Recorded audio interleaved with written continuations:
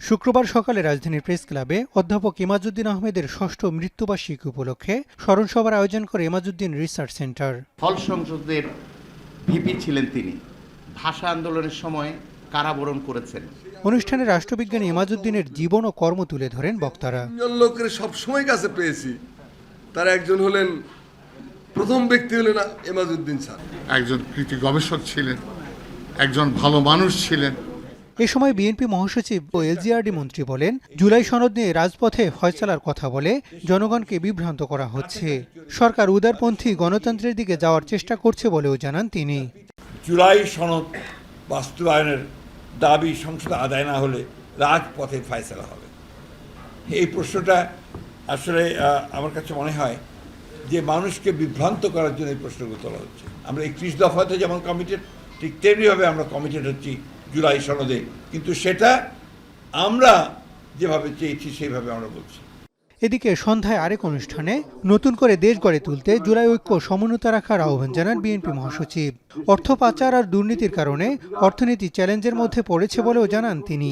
বিগত বছরগুলোতে আমাদের সম্পদ যেভাবে পাচার হয়ে গেছে, লক্ষ কোটি টাকা দেশ থেকে চলে গেছে, সেই ক্ষেত্রে একটা বিরাট একটা চ্যালেঞ্জের মুখোমুখি এখন আমাদের অর্থনীতি।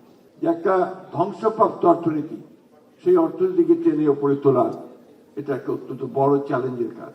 আপনারা ইতিমধ্যে দেখেছেন যে বাজেটও পাশ হয়েছে।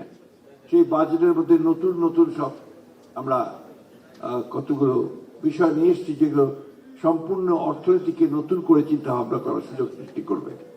এদিন সন্ধ্যায় যাত্রাবাড়ী রায়েরবাগ প্রতিরোধ দিবসের আলোচনায় অংশ নিয়ে বিএনপির যুগ্ম মহাসচিব রুহুল কবির রিজভী বলেন, পতিত শেখ হাসিনার ফ্যাসিস্ট দলকে এই দেশের মানুষ আর মেনে নেবে না। প্রবাসী কল্যাণ প্রতিমন্ত্রী বলেন, যাত্রাবাড়িতে সাধারণ মানুষ যদি রাজপথে নেমে না আসতো তাহলে জুলাই আন্দোলন সফল হতো না।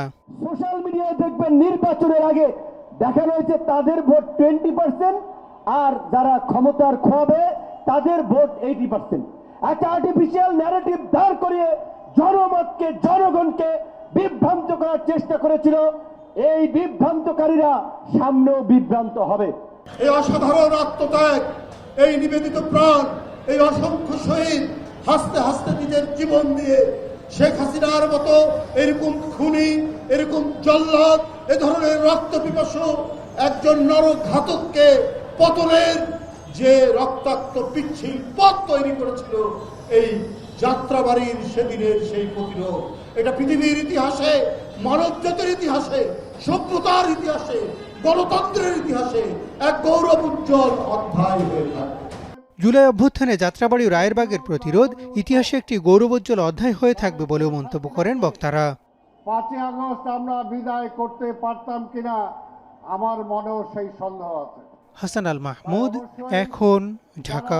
যাত্রাবাড়িতে আন্দোলন করেছেন।